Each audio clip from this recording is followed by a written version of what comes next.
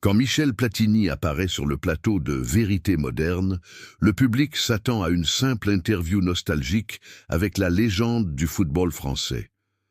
Mais Thomas Moreau n'est pas là pour parler de ses buts mémorables ou de ses années à la Juventus. Il a préparé un piège médiatique parfait. Derrière les caméras, les producteurs affinent leurs questions conçues pour faire paraître Platini déconnecté, conservateur, dépassé.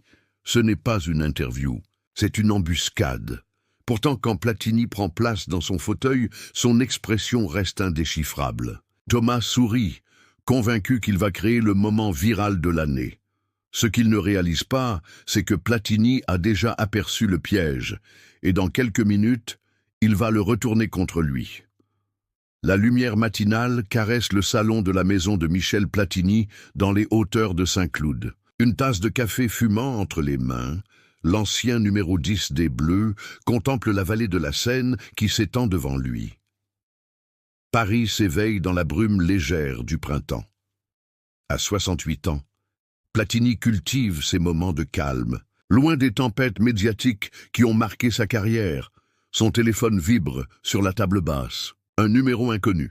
« Michel Platini, bonjour », répond-il, sa voix posée portant encore cette légère intonation lorraine qui n'a jamais disparu. « Monsieur Platini, Thomas Moreau de Vérité moderne, quel honneur de vous parler directement. » Platini plisse légèrement les yeux. « Vérité moderne ». Cette émission dont tout le monde parle, connue pour ses confrontations spectaculaires, ses moments de vérité soigneusement orchestrés. Il a vu comment ils ont traité d'autres figures de sa génération. « Je vais droit au but », continue Moreau avec enthousiasme. « Nous préparons une série spéciale sur les architectes du football moderne. Vous êtes évidemment incontournables. Accepteriez-vous notre invitation ? Une conversation authentique, sans tabou, sur l'évolution du football depuis votre époque. Jusqu'à aujourd'hui, Platini observe un silence calculé.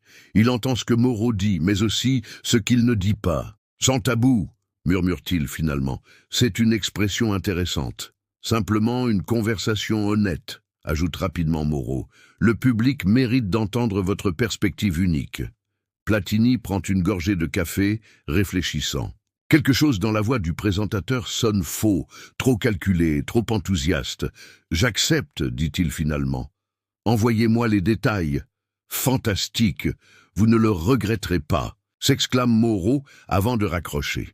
Dans son bureau au siège de Canal+, Thomas Moreau raccroche avec un sourire satisfait. Ses producteurs, rassemblés autour de lui, échangent des regards complices. « Alors ?» demande Sophie, la productrice. « Exécutive, il a accepté », répond Moreau en se laissant tomber dans son fauteuil. « Platini, la définition même du dinosaure du football, un symbole de l'ancien monde. Il fait pivoter son écran d'ordinateur vers l'équipe, révélant un document intitulé « Opération Renaissance, déconstruire les mythes ». Messieurs, dames, préparons l'événement médiatique de l'année. Il est temps que quelqu'un montre à Michel Platini que son époque est révolue. Le lendemain matin, les locaux de Canal+ bourdonnaient d'une énergie particulière. Au 9e étage, derrière une porte anonyme marquée simplement VM Productions, Thomas Moreau présidait une réunion qui n'avait rien d'ordinaire. Autour de la longue table en verre, 6 personnes fixaient l'écran mural où s'affichait le visage de Michel Platini. « Mesdames et messieurs, » annonça Thomas en faisant glisser son doigt sur sa tablette, « nous avons 4 jours pour préparer l'interview la plus importante de la saison. » Sophie, la productrice exécutive, distribua des dossiers bleus à chaque participant. L'opération Renaissance est lancée. Chaque dossier contient notre stratégie complète. « Renaissance ?» demanda Julien, le nouveau chercheur, en feuilletant son dossier. Thomas sourit, un sourire qui n'atteignait pas ses yeux. « Parce que nous allons enterrer l'ancien monde pour faire naître le nouveau. Platini représente tout ce que le football moderne doit dépasser. » Sur l'écran, les images de Platini défilaient, ses années de gloire, ses trophées, puis des coupures de presse plus récentes sur ses controverses. « Notre public est jeune, connecté, progressiste, » continua Thomas, en pianotant sur la table. « Ils veulent voir les figures d'autorité remises en question. Et franchement, qui incarne mieux l'establishment dépassé que Michel Platini ?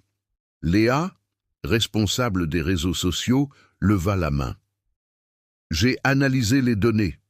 Les séquences où nous confrontons des personnalités sur leur position conservatrice génèrent 3 fois plus d'engagement. Exactement, acquiesça Thomas. Maintenant, passons aux questions. Nous commencerons doucement, nostalgie, carrière, les classiques. Puis, il fit apparaître un nouveau document sur l'écran, une liste structurée par thème, argent. Dans le football, diversité, valeurs traditionnelles versus progressisme. Vers la 20e minute, nous attaquerons sur le vrai sujet, poursuivit-il, ses yeux brillants d'anticipation. Le football d'aujourd'hui n'a plus rien à voir avec celui de Platini. Nous le pousserons à défendre son football, hiérarchique, patriarcal, résistant au changement. Marc, le réalisateur, se pencha en avant. « Tu crois qu'il tombera dans le panneau ?» Thomas éclata d'un rire sec. Ces légendes vivantes sont toutes pareilles, leur ego et leur faiblesse. Il suffira de suggérer que leur époque était moins éclairée. Ils ne peuvent pas s'empêcher de se défendre, et c'est là qu'ils se perdent. Sophie referma son dossier. Les questions provocatrices sont à la page 7. Nous avons préparé des clips et des citations qui contredisent systématiquement ces positions connues. Parfait, conclut Thomas en se levant. Quand nous aurons terminé, Michel Platini ne sera plus qu'un symbole de tout ce que le football moderne doit laisser derrière lui. Ce qu'aucun d'entre eux ne savait, c'est que Platini avait navigué dans des eaux bien plus troubles que celles d'un plateau de télévision. La veille de l'émission, la maison de Platini à Saint-Cloud accueillait un visiteur. Sur la terrasse, surplombant Paris, 2 hommes partageaient une bouteille de Côte-du-Rhône, leurs silhouettes se découpant dans la lumière dorée du soleil couchant. « Tu es sûr de vouloir y aller, Michel ?» demanda Jean-Pierre Bernès, son agent et ami depuis plus de 30 ans. « Cette émission, ce n'est pas une simple interview. » Platini fit tourner le vin dans son verre, observant ses reflets pourpres. « Je sais ce que c'est. Ils ont démoli Zidane le mois dernier. Et Bernard Tapie est sorti de là furieux. » Bernès se pencha en avant. « Moreau est un prédateur. Il se nourrit de la colère de ses invités. C'est du spectacle, pas du journalisme. » Un sourire énigmatique se dessina sur le visage de Platini. « Tu te souviens de ce défenseur yougoslave à la Coupe du Monde 82 ? Celui qui avait promis de me casser en deux ? Velibor Vasovic » acquiesça Bernès. « J'ai marqué 2 buts ce jour-là » murmura Platini, son regard perdu dans l'horizon. Parfois, la meilleure défense est de jouer son propre jeu. Pendant ce temps, au studio Canal+, l'effervescence atteignait son paroxysme. Dans la salle de contrôle, Thomas Moreau supervisait les derniers préparatifs, ses traits tirés par une concentration maniaque. Les clips de ses déclarations controversées sont prêts ? demanda-t-il à la régie. Tout est calibré, confirma la technicienne. Y compris l'interview de 2016 sur les valeurs traditionnelles du sport. Thomas sourit. Parfait. Et l'éclairage ? On a suivi vos instructions, répondit le chef éclairagiste. Lumière légèrement plus dure sur son visage. Ça accentuera à chaque réaction, chaque froncement de sourcil. Dans le couloir, Sophie coordonnait le placement stratégique du public. Plus de jeunes au premier rang, ordonna-t-elle. Et les 4 influenceurs sport politique aux places centrales. Ils savent quand réagir. De retour à Saint-Cloud, Platini s'était retiré dans son bureau. Sur son écran d'ordinateur défilaient des images de vérité moderne, plusieurs émissions récentes, plusieurs invités piégés. Il observait attentivement, notant les schémas, les transitions, les moments où Thomas Moreau passait à l'attaque. Son téléphone vibra. Un message de son fils. « Papa, fais attention demain, ces gens ne sont pas fair-play. » Platini éteignit son écran et se leva. Dans sa penderie, il choisit méticuleusement un costume bleu nuit, simple mais élégant. Pas de cravate. Il n'était plus un officiel, juste un homme avec son histoire. « Le piège le plus dangereux », murmura-t-il pour « lui-même n'est celui qu'on voit venir ». À Canal+, Thomas finalisait ses fiches. Sur l'une d'elles, en lettres rouges, Platini, le dernier dinosaure du football. La berline noire s'arrêta devant l'entrée des studios Canal+. Michel Platini rajusta machinalement sa veste avant de sortir du véhicule, accueilli par une assistante de production dont le sourire professionnel ne masquait pas entièrement sa nervosité. « Monsieur Platini, c'est un immense honneur, dit-elle, son badge indiquant Émilie. Je vais vous accompagner jusqu'à votre loge. » En traversant le hall principal, Platini remarqua les regards qui le suivaient. Différents des regards habituels, un moins d'admiration, plus de curiosité morbide, comme des spectateurs attendant un accident imminent. « L'émission commence dans 45 minutes, continua Émilie, le guidant vers un couloir latéral. Nous avons prévu une petite collation dans votre loge. » En passant devant une salle de réunion vitrée, Platini aperçut Thomas Moreau entouré de son équipe. Le présentateur leva les yeux, croisa son regard, puis se pencha vers ses collaborateurs avec un sourire qui n'annonçait rien de bon. Dans la loge, une maquilleuse l'attendait, ses pinceaux alignés comme des instruments chirurgicaux. « Juste un peu de poudre pour les caméras », expliqua-t-elle en l'invitant à s'asseoir. « L'éclairage aujourd'hui est particulier. »« Particulier » interrogea Platini. « Plus intense que d'habitude, » répondit-elle avant de se mordre la lèvre, comme si elle en avait trop dit.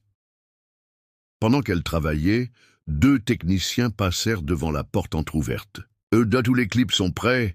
demanda l'un. « Oui, y compris ceux sur ses commentaires de 2018. Moreau va le coincer sur ça. » Leurs voix s'évanouirent dans le couloir. Platini resta impassible, mais son regard dans le miroir s'était imperceptiblement durci. Un jeune stagiaire entra, apportant une bouteille d'eau et un plateau de fruits. Ses mains tremblaient légèrement. « Je peux vous apporter autre chose, monsieur Platini ?»« Non, merci. Tout va bien, » répondit-il avec un sourire rassurant. Le stagiaire hésita. « J'ai grandi en vous regardant jouer. Mon père dit que... » Il s'interrompit, jeta un regard nerveux vers le couloir, puis murmura « Bonne chance pour aujourd'hui ». Après son départ, Platini se leva et s'approcha de l'écran mural qui retransmettait le plateau. Le décor habituel avait été modifié. Le fauteuil de l'invité, légèrement plus bas que celui du présentateur, était isolé au centre, comme exposé. Sur une table discrètement placée hors champ, Platini aperçut des fiches cartonnées. Sur l'une d'elles, visible un instant, avant qu'un assistant ne les réorganise, il distingua son nom, suivi de mots qui confirmèrent ses soupçons. Platini sourit légèrement. Il avait vu juste. Ce n'était pas une interview, c'était un procès médiatique, et le verdict était déjà écrit. Les lumières du plateau s'intensifièrent, accompagnées du générique de Vérité moderne qui résonnait dans le studio. La caméra principale effectua un mouvement fluide pour révéler Thomas Moreau, impeccable dans son costume gris anthracite, debout face à un public de 200 personnes. « Bonsoir à tous et bienvenue sur Vérité moderne », lança-t-il avec cette assurance caractéristique qui avait fait sa renommée. « Ce soir, nous recevons une légende vivante du football français, l'un des plus grands joueurs de tous les temps, Michel Platini. » Les applaudissements retentirent, calculés mais enthousiastes, tandis que Platini faisait son entrée sur le plateau. Thomas s'avança, lui serrant la main avec une chaleur étudiée devant les caméras avant de l'inviter à s'asseoir dans le fauteuil central, celui que Platini avait déjà repéré, légèrement plus bas que celui du présentateur. « Michel Platini, quel honneur !» commença Thomas avec un sourire qui n'atteignait pas ses yeux. « Vous qui avez écrit certaines des plus belles pages du football français. »« Le plaisir est partagé, » répondit Platini, son calme contrastant avec l'énergie survoltée de son hôte. Les caméras pivotèrent, capturant leurs visages sous différents angles. Sur un moniteur hors champ, Sophie, la productrice, fit un signe discret à Thomas. Le piège se mettait en place. Commençons par votre carrière extraordinaire. Cette demi-finale de Coupe du Monde 1982 contre l'Allemagne reste gravée dans nos mémoires. Comment l'avez-vous vécue ? Platini répondit avec élégance, partageant quelques anecdotes que les passionnés connaissaient déjà. Le public écoutait, captivé, mais dans les yeux de Thomas brillait cette impatience, celle du chasseur attendant le moment propice. Et ce fameux but contre le Portugal en 1984, enchaîna Thomas. Vous avez changé l'histoire du football français ce jour-là. Le football est un sport collectif, nuança Platini. Sans mes coéquipiers, bien sûr, l'interrompit Thomas, son ton devenant imperceptiblement plus tranchant. Mais c'était une autre époque, n'est-ce pas? Un football différent, plus simple, moins contesté. Un léger silence s'installa. Dans le public, quelques regards s'échangèrent. La transition était subtile, mais Platini l'aperçut immédiatement. Le jeu évolue, répondit-il simplement. Mais certaines valeurs demeurent. Thomas sourit, comme si Platini venait de lui offrir exactement ce qu'il attendait. Il jeta un regard vers la régie, où un technicien hocha discrètement la tête. Les écrans se préparaient à diffuser leurs premiers extraits, soigneusement, et sélectionnés. Justement, parlons de ces valeurs, reprit Thomas, abandonnant tout à fait le ton nostalgique des premières minutes. Car le football d'aujourd'hui, Michel Platini, n'a plus grand-chose à voir avec celui que vous avez connu, n'est-ce pas? Le premier piège venait d'être tendu. Le football d'aujourd'hui n'a plus grand-chose à voir avec celui que vous avez connu, n'est-ce pas? La question de Thomas flotta dans l'air comme une première salve d'artillerie. Les lumières du studio semblèrent s'intensifier, se concentrant sur les deux hommes au centre du plateau. Dans la régie, quelqu'un ajusta le cadrage pour capturer la moindre réaction de Platini. « Le ballon est toujours rond », répondit Platini avec un léger sourire. « Le but fait toujours la même taille. » Des rires discrets parcoururent l'assistance, irritant visiblement Thomas qui se redressa dans son fauteuil. « Permettez-moi d'être plus précis », reprit-il, son ton perdant toute chaleur simulée. En 2019, vous avez déclaré que certaines évolutions du football moderne étaient regrettables. Je vous cite, « On perd l'essence du jeu au profit du spectacle. » Sur les écrans géants apparut une image de Platini, figée en pleine interview, l'expression sérieuse. « C'est exact », acquiesça Platini sans se démonter. Thomas se pencha en avant. « N'est-ce pas justement le problème? Cette résistance au changement, cette nostalgie d'un football disons, plus traditionnel. » Une jeune femme au premier rang hocha vigoureusement la tête. Platini la remarqua du coin de l'œil, une réaction trop prompte, trop calculée. « La tradition n'est pas l'ennemi du progrès, Thomas, » répondit-il calmement. « Mais chaque changement mérite réflexion. » Thomas ne masquait plus son impatience. Ce n'était pas la réponse qu'il espérait provoquer. « Parlons de la culture du football alors, les vestiaires, les supporters, les chants.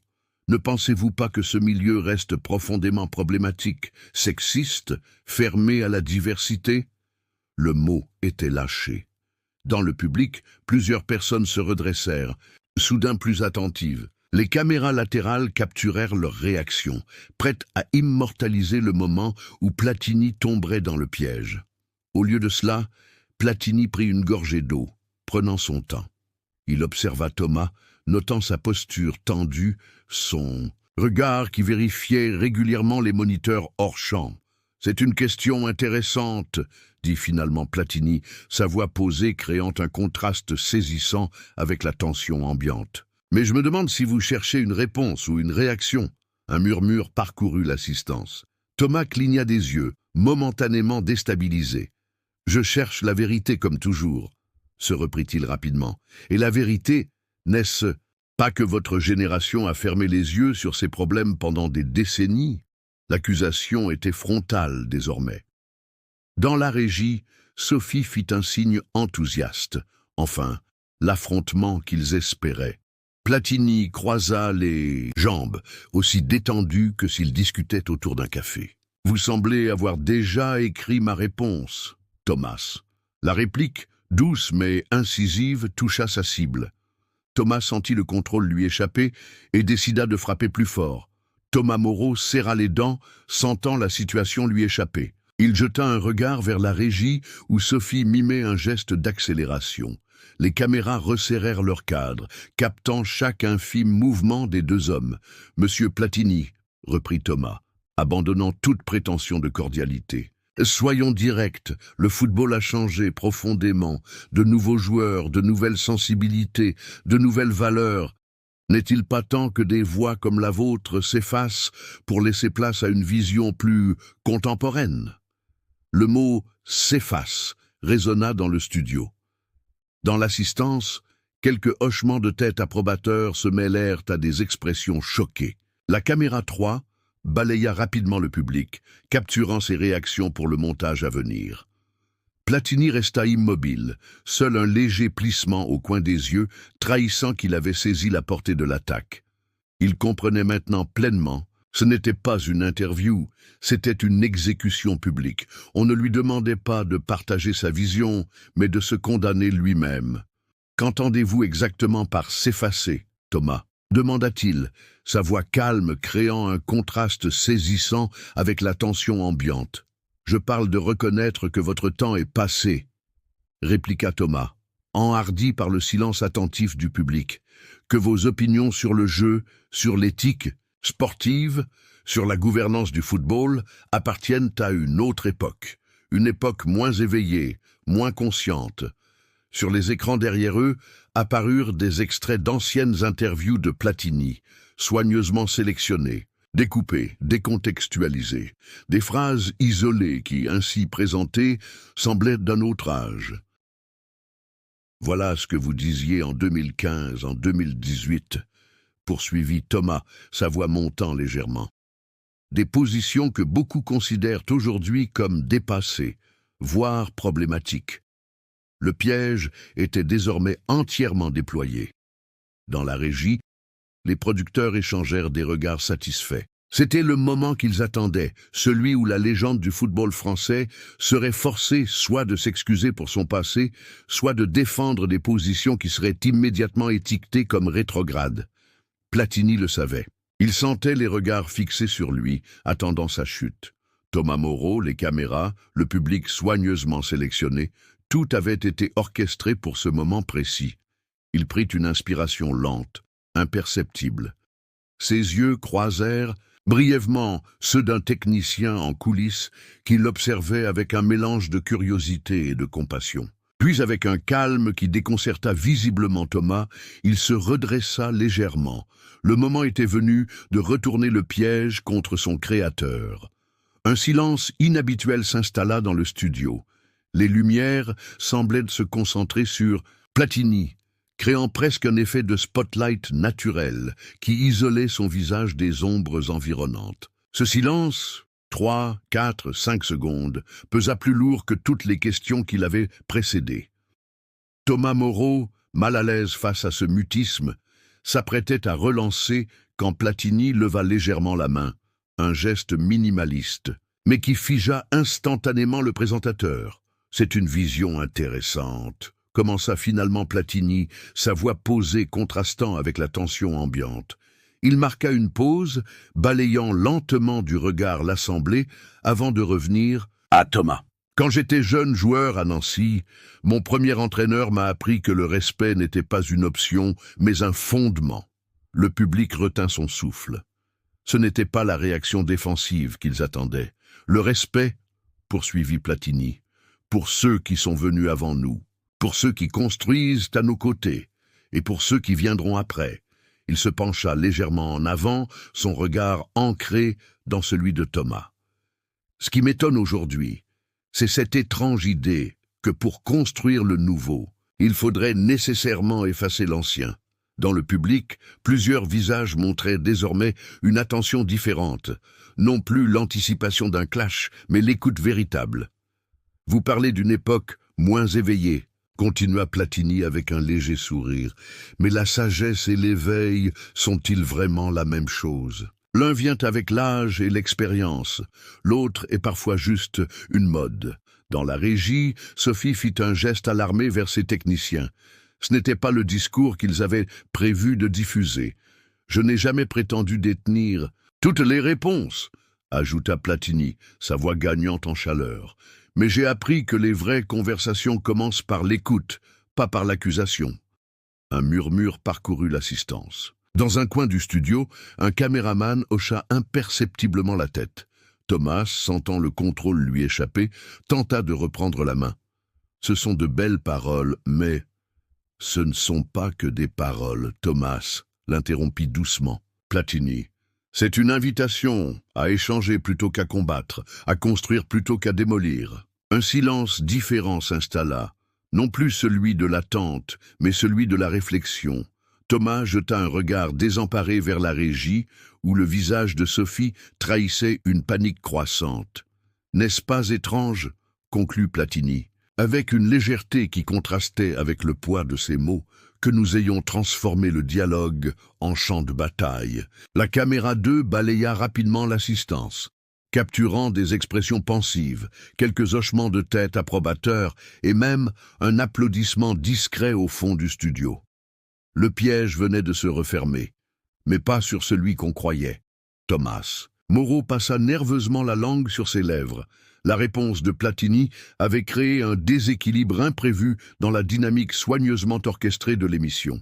Dans la régie, Sophie gesticulait frénétiquement, mimant à Thomas de couper court et de relancer sur un autre angle. « Très philosophique, Michel », tenta Thomas avec un rire forcé. « Mais revenons aux faits concrets.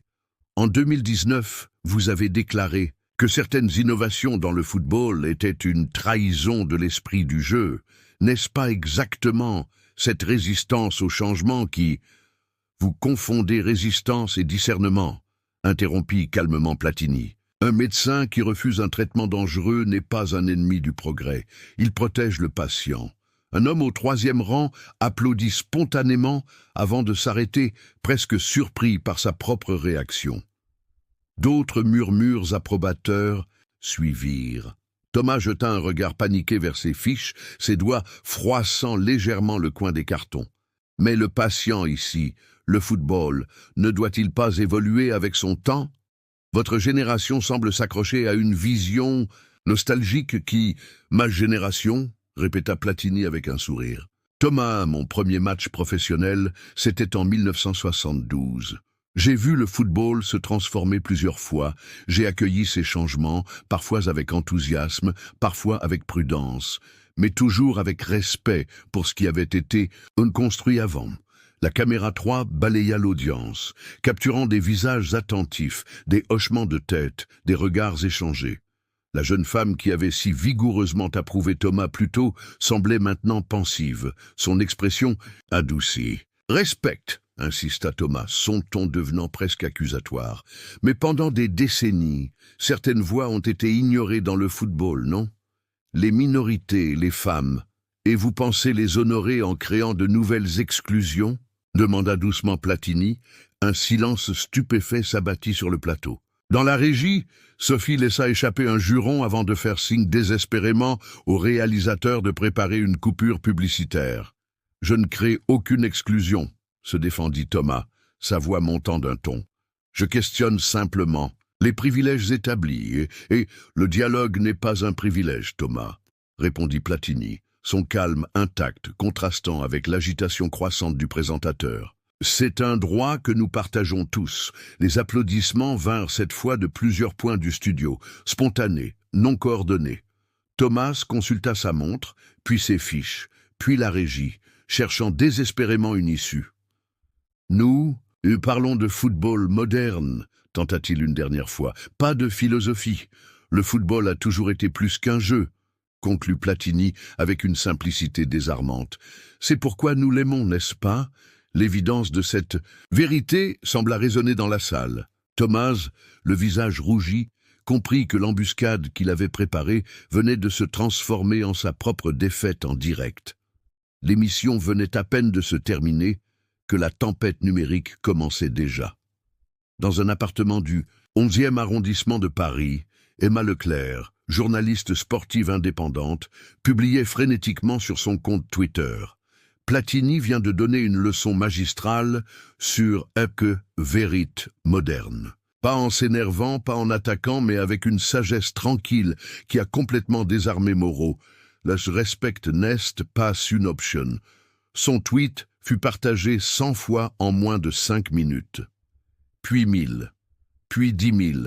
À Marseille, dans un bar où l'émission avait été diffusée sur grand écran, les clients applaudissaient encore. Un homme filmait l'ambiance sur son téléphone pour TikTok, quand la légende remet l'arrogance à sa place. Platini Masterclass. Dans les salles de rédaction à travers la France, les écrans affichaient les mêmes images. Platini, calme face à un Thomas visiblement déstabilisé. Aux Parisiens, un éditeur criait déjà « Changez la une, je veux un titre sur Platini pour demain matin ». Sur Instagram, un extrait précis circulait comme une traînée de poudre. Le moment où Platini avait répondu « Le dialogue n'est pas un privilège, c'est un droit que nous partageons tous ». Sous cette vidéo de 30 secondes, les commentaires s'accumulaient par milliers. Moreau pensait piéger une légende, il s'est fait piéger lui-même. La classe à l'état pur. On devrait enseigner cette interview dans les écoles de journalisme. Voilà comment ne pas interviewer quelqu'un. Dans les bureaux de Canal+, Sophie convoquait une réunion d'urgence. Les écrans de la salle de conférence montraient pas chiffres en temps réel. L'audience avait explosé pendant l'émission, mais pas comme prévu. L'algorithme indiquait une tendance massive en faveur de Platini. Il faut contrôler la narration, insistait-elle, son ton trahissant une panique grandissante. Sortez des extraits qui montrent Thomas en position de force. Il n'y en a pas, murmura un monteur, les yeux rivés sur son écran. C'est un massacre à sens unique. À Lyon, un professeur de communication envoyait le lien à tous ses étudiants. Analyse pour demain. Comment l'authenticité triomphe de la provocation calculée. Sur France Info, un chroniqueur résumait déjà l'événement.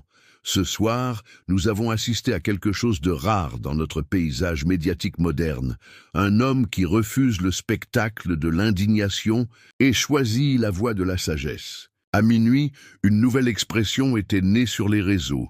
La sagesse tranquille. Elle accompagnait chaque partage de l'interview, chaque mème, chaque analyse. Le hashtag que Thomas Moreau et son équipe avaient préparé. Platini dépassé avait disparu sous l'avalanche. Dans sa suite d'hôtel, Thomas Moreau fixait son téléphone qui ne cessait de vibrer. Les notifications s'accumulaient, mais il n'osait plus les consulter. Pour la première fois de sa carrière, il craignait le jugement du public qu'il avait si longtemps manipulé. Le lendemain matin, dans les bureaux directoriaux de Canal+, l'ambiance était glaciale. Autour de la longue table de conférence en verre fumé, 8 personnes fixaient en silence les écrans muraux qui affichaient des réactions médiatiques à l'émission de la veille. 3 millions de vues en 12 heures, annonça froidement Philippe Verne, directeur des programmes. C'est effectivement viral, comme vous le souhaitiez, Sophie. Malheureusement, pas dans le sens que nous espérions. Sophie évitait son regard, pianotant nerveusement sur sa tablette. Nous pouvons encore orienter la narrative. J'ai préparé un communiqué expliquant que... Trop tard, l'interrompit Philippe. Le Monde titre ce matin « Quand la provocation cède face à la sagesse ». Libération parle d'un naufrage médiatique. Même le Figaro, qui n'est pas exactement un défenseur de Platini, évoque une leçon d'élégance. Thomas Moreau, assis, au bout de la table, gardait une expression neutre malgré son teint blafard. Notre public est jeune, connecté. Ils comprennent ce que nous essayons de faire. Vraiment ? Le directeur fit défiler une série de tweets sur l'écran central. Votre base de fans de moins de 30 ans est la plus critique. Il parle d'une tentative pathétique de piéger une légende pour des clics. À quelques kilomètres de là, dans un café près de l'Opéra, 3 anciens footballeurs internationaux partageaient un petit déjeuner, leur téléphone posé, sur la table, affichant tous des extraits de l'interview. Il ne l'a même pas attaqué, remarqua l'un d'eux avec admiration. Il aurait pu l'écraser, mais il a choisi la classe. C'est ça, Platini, acquiesça un autre, sur le terrain comme en dehors. Il ne s'abaisse jamais. Pendant ce temps, à Saint-Cloud, Michel Platini arrosait tranquillement les plantes de sa terrasse.